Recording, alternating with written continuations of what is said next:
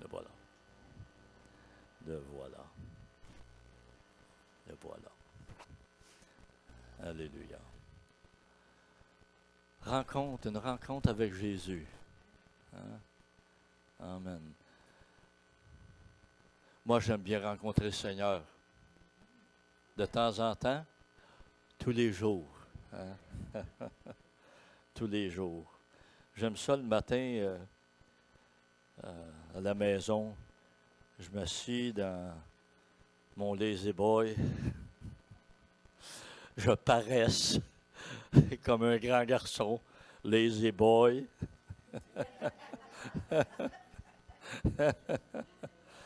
Amen. Alléluia. Et des fois, je fais rien là. Je lis pas, mais je fais juste être dans la présence du Seigneur à méditer, à repasser. Hein? Vous savez, on n'est pas obligé de toujours lire. Hein? Mais on repasse dans notre cœur. Vous savez, moi, depuis 7 ans, depuis l'âge de 7 ans que je connais le Seigneur, on accumule beaucoup de versets dans notre tête. Même des fois, là, je suis assis, puis il y a un verset qui vient. Mais comment ça se fait que je pense à ça aujourd'hui? Je ne m'en rappelais plus. C'est ça que le Saint-Esprit fait. Il nous rappelle. Il nous rappelle. Je trouve ça merveilleux. Puis ça, quand ça arrive, là, oh, je sens tellement la proximité du Seigneur. Hein? Rencontrer le Seigneur comme ça, c'est merveilleux. Alléluia. Saint-Esprit, sois le bienvenu. Sois le bienvenu. Amen. 2 Corinthiens, chapitre 5, le verset 17, il dit, « Si quelqu'un est en Christ, il est une nouvelle créature. Les choses anciennes sont passées. Voici, toutes choses sont devenues nouvelles. » Et ce matin, on va parler de Zachée. Zachée, transformé par Jésus. Et on va lire dans l'Évangile de Luc, au chapitre 19, les versets 1 à 10. Jésus entra dans Jéricho et traversa la ville. Alors un homme du nom de Zachée, qui était chef des péagers et qui était riche, cherchait à voir qui était Jésus, mais il ne le pouvait pas à cause de la foule, car il était de petite taille. Il courut en avant et monta sur un sycomore pour le voir, parce qu'il devait passer par là. Lorsque Jésus fut arrivé à cet endroit, il leva les yeux et lui dit, « Zachée, hâte-toi de descendre, car il faut que je demeure aujourd'hui dans ta maison. » Zachée se hâta de descendre et le reçut avec joie. À cette vue, tous murmuraient et disaient, « Il est allé loger chez un homme pécheur. » Mais Zachée, debout devant le Seigneur, lui dit, « Seigneur, voici, Seigneur, je donne aux pauvres la moitié de mes biens, et si j'ai fait tort de quelque chose à quelqu'un, je lui rends le quadruple. » Jésus lui dit, « Aujourd'hui, le salut est venu pour cette maison, parce que celui-ci est aussi un fils d'Abraham, car le Fils de l'homme est venu chercher et sauver ce qui était perdu. » Merci Seigneur, il est venu me chercher moi aussi. Et vous? Amen. Alléluia. Hein? Le fonctionnaire, chercheur. Hein? Jésus est entré dans Jéricho et traversa la ville. Vous savez, l'intention de Jésus, ce n'était pas d'arrêter dans la ville. Il n'a pas cherché à aller dans la synagogue. Pourtant, il le faisait souvent, Jésus. Hein? Mais il faisait juste traverser. Il s'en allait quelque part. Hein? Comme souvent, on s'en va quelque part, notre intention, c'est d'aller quelque part, un lieu. Mais en chemin, des fois, Dieu change nos plans. Dieu met sur notre parcours des choses qu'on ne s'attendait pas. Jésus, bon, j'imagine qu'il savait. Il sait tout. Hein? Il sait tout. C'est un avantage par rapport à nous, parce qu'on ne sait pas tout. Hein? Même s'il y en a qui prétendent tout savoir, là, on est loin de tout savoir. Puis encore moins l'inconnu. Jésus, lui, ce n'était pas son cas, mais j'imagine qu'en tant qu'être humain, il doit avoir des choses qu'il ne savait pas non plus. Il dépendait lui aussi du Saint-Esprit. C'est ce que la parole de Dieu nous révèle. Il dépendait du Saint-Esprit. La parole déclare que Jésus allait de lieu en lieu, prêchant la bonne nouvelle, loin du Saint-Esprit. Il était loin du Saint-Esprit. Alors, il dépendait du Saint-Esprit. N'oubliez pas que quand il est venu sur la terre, il est venu comme un simple homme. C'est ça que la Bible nous dit. Alors, et la Bible dit qu'il a été tenté comme nous. Donc, on peut conclure sans erreur que Jésus ne savait pas tout. Il savait ce que le Père lui révélait. Il dit, ce que je vois mon Père faire, je le fais. C'est comme ça. Alors, Jésus, il s'en allait, il traversait Jéricho, il n'arrêtait pas nulle part. Puis il y avait un homme, Zachée, chef des péagers, qui était riche, cherchait à voir qui était Jésus, mais il ne pouvait pas. Il ne pouvait pas. Jéricho. Jéricho, c'est une ville où beaucoup de gens passaient. C'est une grande route. Hein? C'est un peu comme vous en allez sur la 20, vous allez passer comme Drummondville et Saint-Hyacinthe, des villes où c'est proche. Ce n'est pas un petit village, là. C'est une ville populaire et assez populeuse. Et c'est une ville commerciale, sur une route commerciale. Et évidemment, on collectait des taxes. Hein? Et Zachée, ce n'était pas juste un péager, c'était le chef des péagers. Et la parole de Dieu nous dit spécifiquement qu'il était riche. Hein? C'était un homme riche. Il y en avait des taxes. Hein? Ça ne vous fait pas penser à quelque chose, ça? Hein? Moi, en tout cas, là, quand je lis ce verset-là, je me dis, ben, ça n'a pas changé, hein?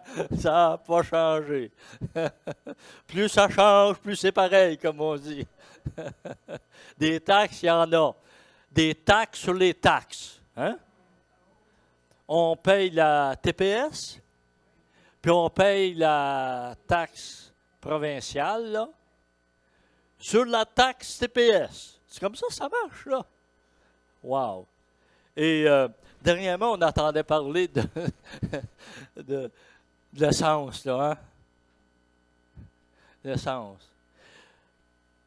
Il y a un montant de base que les pétrolières mettent.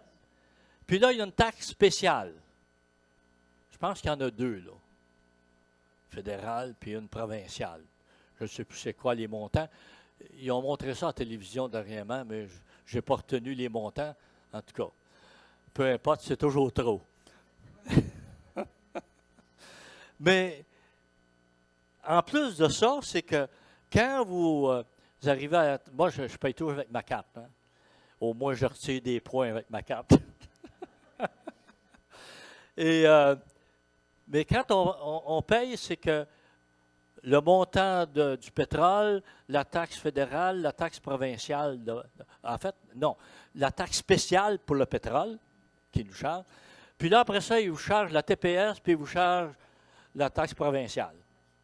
C'est des taxes par-dessus les taxes, par-dessus les taxes, là. Hein? Si on prend la provinciale, là, c'est par-dessus 3 taxes. Il y a une taxe de, mettons, je ne sais pas, 19 cents. Je pense que c'est ça la taxe de base là, que la province ramasse sur le pétrole, plus l'autre fédéral. Puis après ça, il y a la TPS. Puis après ça, il y a l'autre taxe provinciale qui s'ajoutent sur ces deux taxes-là. Là. Wow! Il y en avait dans le temps aussi. Hein? Il y en avait dans ce temps-là.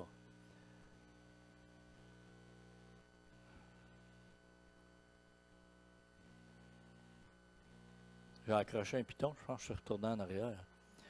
Alors, Zachée, c'est un collecteur de taxes. Les péagers avaient une mauvaise réputation. Ils disaient que c'était des voleurs. Hein? C'était des pécheurs qui trichaient. Vous savez, dans le cas de Zachée, je ne suis pas certain que lui, c'était son cas. Savez-vous ce qui fait dire ça? On l'a lu déjà, mais on le lit plus loin dans les versets. Parce que quand il est confronté avec Jésus, et puis là, les gens murmurent, puis tout ça, il dit deux choses importantes. Il dit, je donne la moitié de mes biens aux pauvres, puis il dit, si j'ai fait du mal, j'ai fait du tort à quelqu'un, je lui rends le quadruple. Ça peut coûter cher, ça. Ça peut coûter cher, ça. 4 fois. C'est un homme riche. Alors, probablement, comme tous les riches, il aimait l'argent. Et de dire, je vais donner le quadruple si j'ai fait du tort. Moi, je doute qu'il aurait fait ça s'il avait triché beaucoup. OK? Ça, c'est ce que je pense, là. Mais ça a une certaine logique, en tout cas. Ça, c'est ma logique. Prenez-la pas, c'est correct aussi, là. Hein? C'est un pécheur, comme chacun de nous. Et je suis sûr qu'il n'était pas parfait. Alors, mais au moins, il y avait quelque chose. Il cherchait à voir Jésus. Il a cherché à voir Jésus. Peut-être, c'est arrivé des fois, qu'il a abusé un petit peu de sa position, là. Mais, vous savez, il y a même des chrétiens qui abusent de leur position, des prédicateurs, hein, qui en mettent plein leurs poches. Et ils ne sont pas corrects non plus. Hein. Alors, Zachée, ça veut dire, et ça c'est intéressant, ça veut dire, son nom veut dire pur ou juste. Je trouve ça intéressant. Les gens disaient que c'était un pécheur, puis c'était un tricheur, puis tout ça, mais son nom veut dire pur. Alors, je ne sais pas jusqu'à quel point il s'est arrêté à son nom, même avant de connaître Jésus. Chose certaine, c'est que Zachée, qui ne connaissait pas Jésus personnellement, il cherchait à le voir parce qu'il en avait entendu parler, là. Parce qu'il en avait entendu parler. Et moi, j'ai l'impression que, comme bien du monde dans sa vie, il y avait des choses qui ne sentaient pas bien. Hein? Ne sentaient pas bien. Il aspirait peut-être à mieux. Peut-être qu'il y avait des affaires qui se sentaient condamnées. Hein? Dans ma vie chrétienne, j'ai entendu beaucoup de témoignages. J'ai entendu le témoignage raccourci du pasteur Robert vendredi soir, comme nous avons entendu. Lui aussi, il avait des choses dans sa vie, hein, quand il était plus jeune. Il cherchait. Hein? Il cherchait. Il a trouvé aujourd'hui. Hein? Comme il a dit lui-même, je ne mets pas des paroles dans sa bouche, là. Il n'était pas parfait, même aujourd'hui. Hein? Moi non plus, loin de là. Hein? Et puis quand je me pense quelque chose, le Seigneur se charge de me faire comprendre que je suis rien sans lui. Amen. Alors Zachée, son nom veut dire peu juste. Je ne pense pas qu'il l'était, mais il cherchait. Hein? J'aime bien appuyer là-dessus. Il cherchait. Dans l'Ancien Testament, il y en a un, je cherche son nom là, je pense que c'est Osias ou Josias. Il dit, tant qu'il rechercha l'Éternel, il eut du succès. Et ça, c'est une des choses ce matin. Cherchons la face de Dieu. Recherchons de plus en plus à connaître. Il y en a un chant aussi qu'on a chanté ce matin qui parlait de ça, de le connaître de plus en plus. Tu sais. On a besoin de le connaître de plus en plus. Zachée, donc, cherchait à voir Jésus. Il était vraiment déterminé. Hein? La Bible dit que c'est un petit homme, puis à cause de la foule, il ne voyait pas. Il voulait voir Jésus. Sa première pensée, préoccupation, il en avait entendu parler, puis c'est comme, on est curieux nous autres aussi. Hein? L'apparence d'une personne, là, ça nous intrigue. Autant une personne peut avoir de l'air insignifiante, comme peut être d'une beauté extraordinaire. On est curieux de voir. On est tous pareils. On dit des fois, une femme qui n'est pas curieuse, c'est une curieuse de femme. mais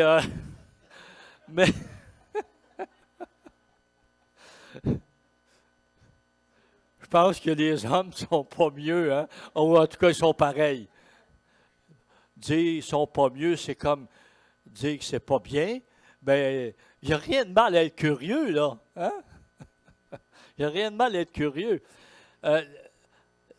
Moi, je pense que la curiosité, c'est une forme d'intelligence. Et des femmes sont tellement intelligentes. Hein?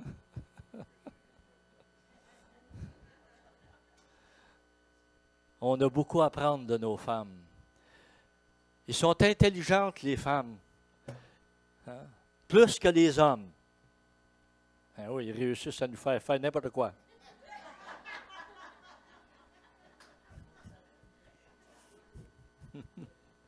C'est correct, hein? C'est correct.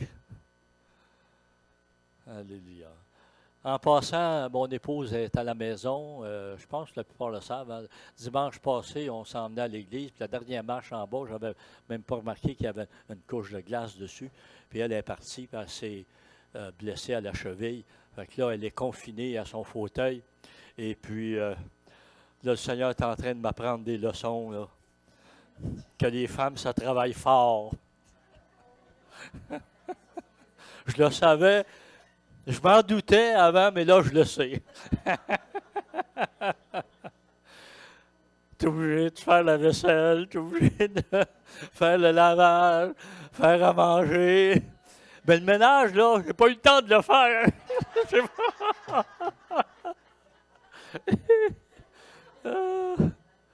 Wow! Merci à mon épouse. Hein? Alléluia. Zachée cherchait à voir Jésus. Il courut en avant, puis il monta dans un arbre, un sycomore. Je ne connais pas ça, un sycomore. Là. Je ne sais pas ce que c'est. Là. Je pense qu'on n'a pas ça par ici. Là. Moi, j'ai jamais vu ça, un sycomore. Pierre, tu connais-tu ça, toi? Non? Un sycomore. Je n'ai pas pensé d'aller chercher une photo de ça. Là.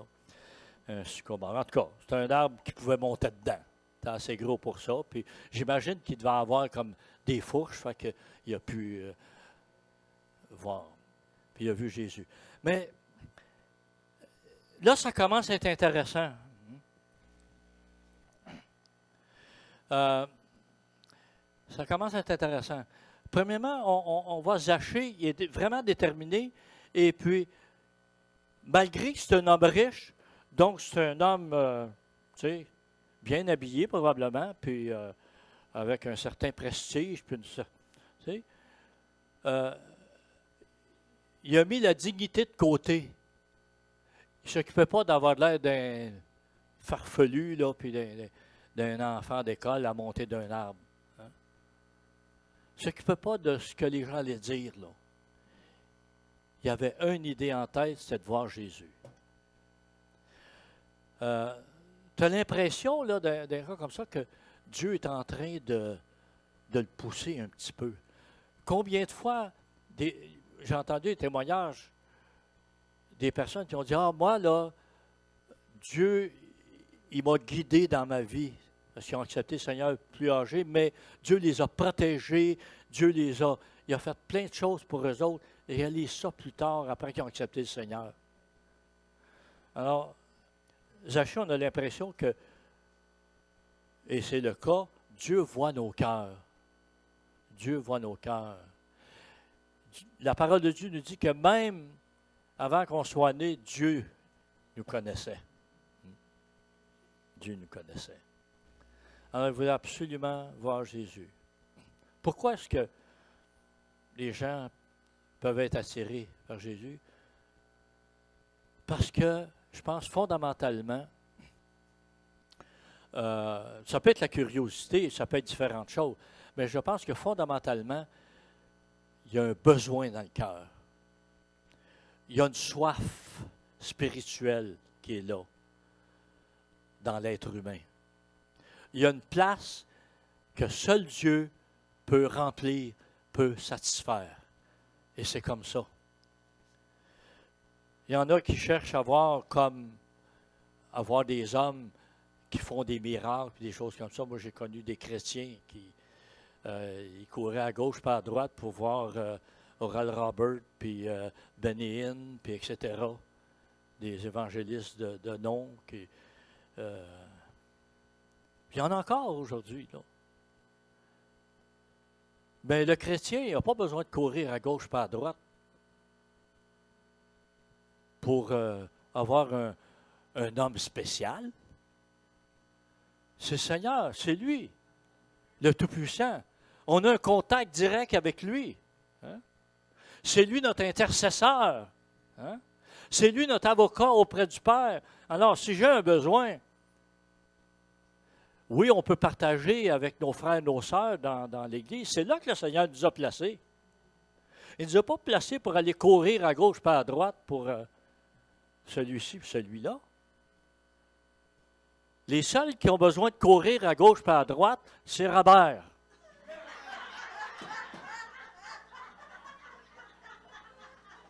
C'est moi qui envoie pour prêcher l'Évangile. C'est ceux-là, hein, les envoyés. Vous comprenez, là?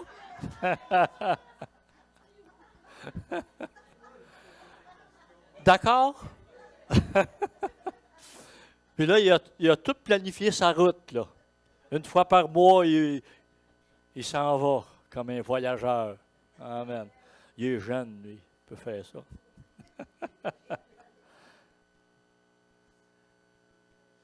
Mais on veut chercher le Seigneur, s'approcher de lui. Amen. C'est lui qu'on a besoin.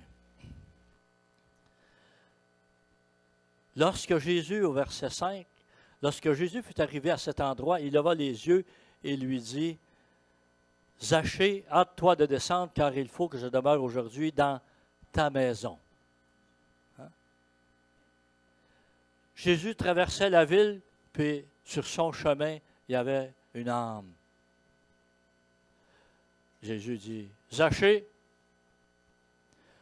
comment est-ce qu'il a fait pour savoir son nom? » Je pense qu'à ce moment-là, la révélation est venue de Dieu. Et il faut se fier sur le Seigneur. Le Seigneur il va mettre sur notre chemin des personnes, puis il va nous révéler des choses. Il va nous révéler des choses. Moi, je l'ai vécu dans ma vie, à quelques occasions. Puis on commence à témoigner, puis à parler de quelque chose, et on est surpris de s'entendre parler comme ça, mais tout à coup, la personne dit, « Comment se fait? On dirait que tu connais ma vie, tu sais. » c'est Dieu, par le Saint-Esprit, qui nous révèle des choses. Hâte-toi de descendre. Il faut que je demeure aujourd'hui dans ta maison. Alors, je ne sais pas de quelle maison il parlait. J'ai l'impression qu'il parlait surtout de sa maison spirituelle. Hein. Nous sommes l'habitation de Dieu. Mais je pense qu'il faisait aussi allusion à sa maison. C'est de valeur, hein? On n'a pas la conversation de Jésus avec Zachée. On ne l'a pas. On ne sait pas de quoi ils ont parlé. Mais le Seigneur veut entrer chez nous. Apocalypse, hein, le verset 3:20, il dit qu'il se tient à la porte, là, puis il frappe. Il dit, si quelqu'un entend ma voix et ouvre la porte, j'entrerai chez lui, je souperai avec lui et lui avec moi. Il veut avoir une communion intime avec nous. C'est ça qu'il veut. C'est ça qu'il voulait avec Zachée, c'est ça qu'il veut avec chacun de nous. Il se tient à la porte. Et Zachée, ça c'est intéressant aussi parce que Zachée, au verset 6, au verset 5, Jésus dit, Zachée, hâte-toi de descendre. Verset 6, Zachée se hâta. C'est intéressant de voir la réponse de Zachée. Sa réaction, c'est comme, il cherchait à voir Jésus, mais là, il avait trouvé. Il avait trouvé ce qu'il cherchait, puis il voulait en savoir davantage. Il voulait être encore plus près. Il avait trouvé. Il se hâta de descendre et le reçut avec joie. Qu'est-ce que le début de l'évangile de Jean dit? À tous ceux qui l'ont reçu, à ceux qui croient en son nom, elle a donné le pouvoir, elle, en parlant de la parole ou la lumière, elle a donné le pouvoir de devenir enfant de Dieu. Amen. Et c'est ça. Zachée se hâta de descendre et le reçut avec joie. Et le reçut avec joie. Je me tiens à la porte et je frappe. Hein? Si quelqu'un entend ma voix, il ouvre la porte, j'entrerai chez lui, je suis prêt avec lui et lui avec moi. Et c'est ça que le Seigneur. Zachée cherche, puis Jésus s'invite. Hein? Il frappe à la porte. Zachée cherchait à voir, il cherchait quelque chose. Puis Jésus s'est invité. C'est invité. Vous savez, la parole de Dieu dit qu'il n'y a pas de juste. C'est pour ça qu'on a besoin que le Seigneur s'invite chez nous.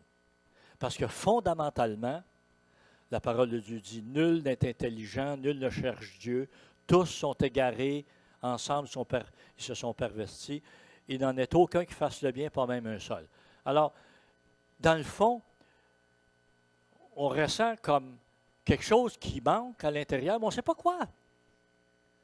On cherche, mais on ne sait pas quoi. On ne sait pas qu'on cherche Dieu. On ne sait pas qu'on cherche Jésus. Zachée, il cherchait à voir, pas à recevoir. Hein? C'est différent. Mais Jésus s'est invité. Et au verset 6, hein, il se hâta de descendre et le reçut avec joie. Quelle différence quand on rencontre le Seigneur, quand le Seigneur se révèle à nous. Quelle différence. Jérémie 29, 13, il dit, vous me chercherez, vous me trouverez. Hein? À un moment donné, on cherche sans trop savoir quoi, un peu comme en tâtonnant, c'est ça? Hein? Puis on le trouve. Ecclésiaste 3:11, et tout ce qu'il a fait est beau en son temps. Et même il a mis dans leur cœur, la pensée de l'éternité, bien que l'homme ne puisse pas saisir l'œuvre que Dieu a faite du commencement jusqu'à la fin. Hein? Il y a cette pensée. Et Dieu se révèle par sa création. C'est ça que la parole de Dieu nous enseigne. Il se révèle par sa création. On va aller un peu plus rapidement. L'heure avance. Hein? Zachée, hâte-toi de descendre. 2 Corinthiens 6,2 dit, car il dit, au temps favorable, je t'ai exaucé, voici maintenant le jour du salut. Et c'est là que Zachée a réagi. Hein? Maintenant, hâte-toi de descendre. Zachée a compris que ça pressait, ça urgeait. Et Jésus dit, il faut que je demeure aujourd'hui, parce que c'est aujourd'hui. Hein? C'est aujourd'hui le jour pour être en communion avec le Seigneur. Hier, c'est passé. Ça compte dans le sens que ça contribue à notre foi, à faire grandir notre foi, mais ça ne compte plus pour notre relation. La relation doit être une relation actuelle, présente. Jésus lui répondit, si quelqu'un m'aime, il gardera ma parole et mon Père l'aimera. Nous viendrons à lui et nous ferons notre demeure chez lui. C'est comme ça que Jésus dit à Zachée, hâte-toi de descendre, il faut que je demeure dans ta maison aujourd'hui. Hein? Nous viendrons à lui et nous ferons notre demeure chez lui. Et c'est ça que Dieu veut faire avec nous. Il veut demeurer en nous, jour après jour. Le Père, le Fils et le Saint-Esprit. Hein? Bienvenue, Saint-Esprit. Hein? On l'a chanté ce matin. À cette vue, quand Jésus a pris la direction de la maison, tous murmuraient, disaient, il est allé loger chez un homme pécheur. Jésus ne s'est pas arrêté à ça. Hein? Jésus ne s'est pas arrêté à ça.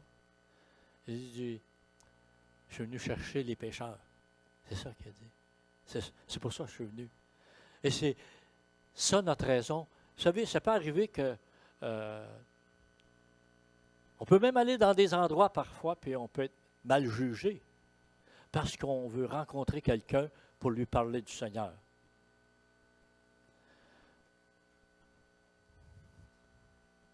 Deux réactions possibles. Hein? Deux réactions face à la grâce. Celle de Zachée ou celle de la foule. Les chefs religieux et même la foule murmure contre Jésus. Il y a une pensée qui me vient, je ne sais pas, parce qu'il dit que tous murmuraient. Hein?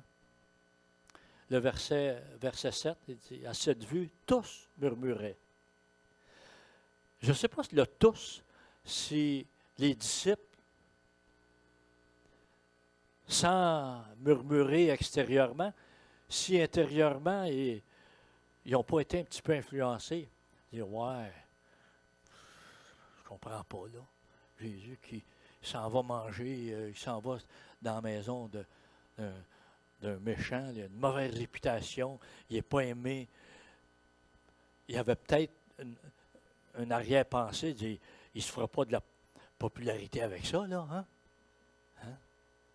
Il ne gagnera pas les chefs religieux avec ça, là. Hein? Beaucoup de pensées qui peuvent venir, hein?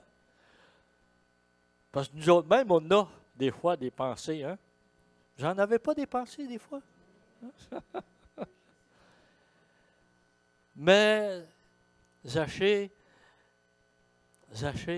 c'est intéressant, sa réaction. Hein? Verset 8. Zachée, debout devant le Seigneur, lui dit, « Voici, Seigneur, je donne aux pauvres la moitié de mes biens. Et si j'ai fait tort de quelque chose à quelqu'un, je rends le quadruple. » Jésus lui dit, « Aujourd'hui, le salut est venu pour cette maison, parce que celui-ci est aussi un fils d'Abraham. » Le salut que Jésus présentait à Zachée, ce n'est pas parce que là, il allait donner la moitié de ses biens, là. Ça n'a rien à voir. On n'est pas sauvé par ça. Non. Mais je pense que le témoignage de la bouche de Zachée démontrait qu'il y avait déjà eu un changement en lui.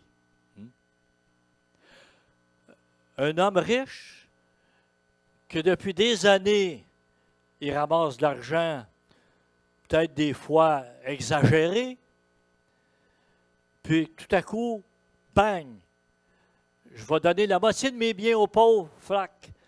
Et puis si j'ai fait du tort, je rends le quadruple. Vous savez, j'ai noté, par exemple, la restitution. La loi exigeait 2 fois dans le cas d'un agneau. Il fallait rendre le double. Et puis, dans le cas dans les autres cas, regardez dans Nombre, c'est 1/5 la pénalité.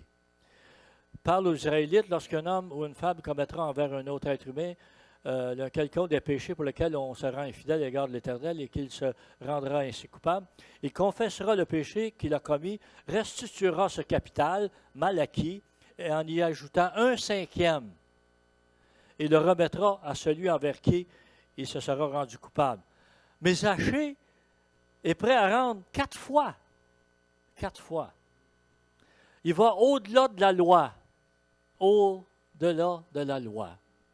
Hein? Je fais une petite parenthèse. Il y en a qui disent, ouais, la dîme, c'était dans l'Ancien Testament, c'était sous la loi. Hein? Oui, c'est vrai. En fait, c'est vrai puis c'est pas vrai. Parce que la dîme, c'était même avant. Parce qu'Abraham a payé la dîme. C'était avant la loi. C'était même avant ça, le principe de quelque chose qui appartient à Dieu, c'était dans le jardin d'Éden.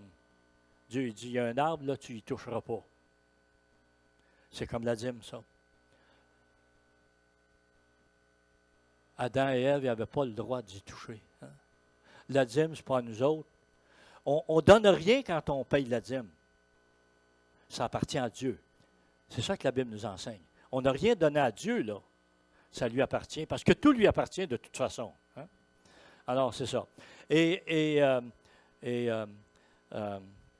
Donc, à supposer que ce serait la loi dans l'Ancien Testament, regardez le principe du Seigneur Jésus. Dans le Nouveau Testament, c'est comme Zachée.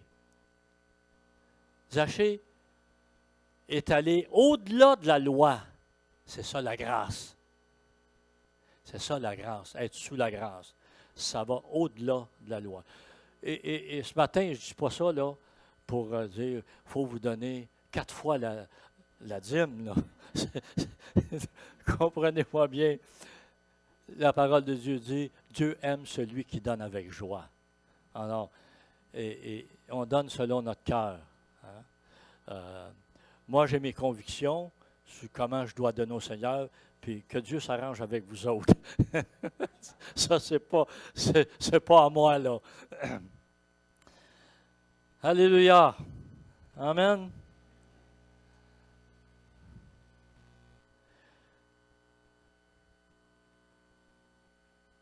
Qu'est-ce que le fait de recevoir le salut va changer dans notre vie? Sûrement certaines habitudes, hein? Même peut-être notre langage va changer. Hein? En général, on est plus apporté à parler du Seigneur que parler des autres choses. Ça ne veut pas dire qu'on ne doit pas parler de la température ou des choses comme ça. Mais on va adopter des principes un petit peu meilleurs. Hein?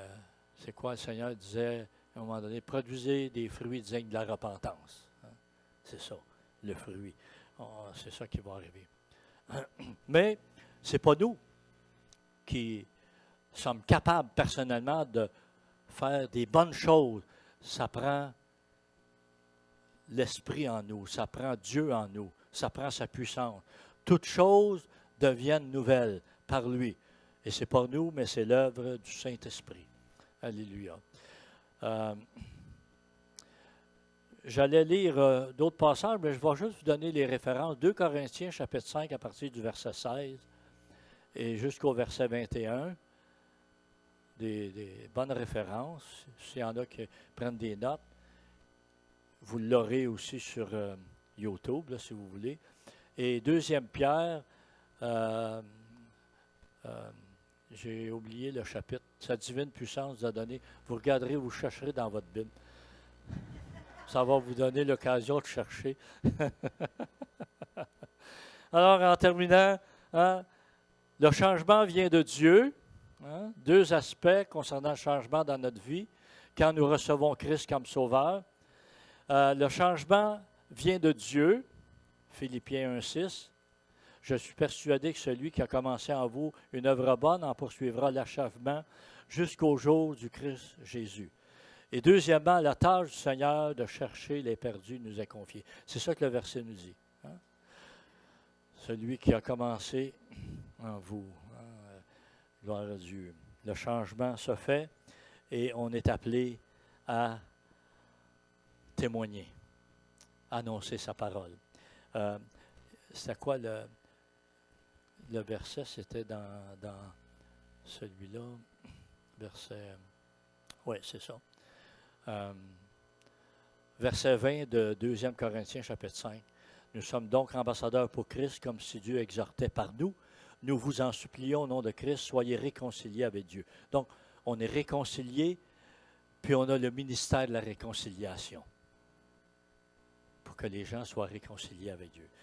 Alors, que Dieu bénisse sa parole qui nous aide à la mettre en pratique. Seigneur, on te remercie ce matin. Merci pour la louange. Merci pour les bons chants qu'on a eus, Seigneur, avec des paroles qui étaient vraiment un message pour nous. Nous voulons garder cela à l'esprit, Seigneur Jésus, en particulier que nous puissions ouvrir nos cœurs, notre porte, la porte de notre cœur au Saint-Esprit, jour après jour. Seigneur, continue à faire ton œuvre en nous. On a besoin de grandir dans la foi et dans les œuvres que tu as préparées d'avance pour que nous les pratiquions. Amen, Seigneur. Et en terminant, rencontre les besoins de chacun, selon tes promesses, selon ta parole, sur laquelle nous nous appuyons, dans le nom de Jésus. Amen. Amen. Dieu vous bénisse abondamment.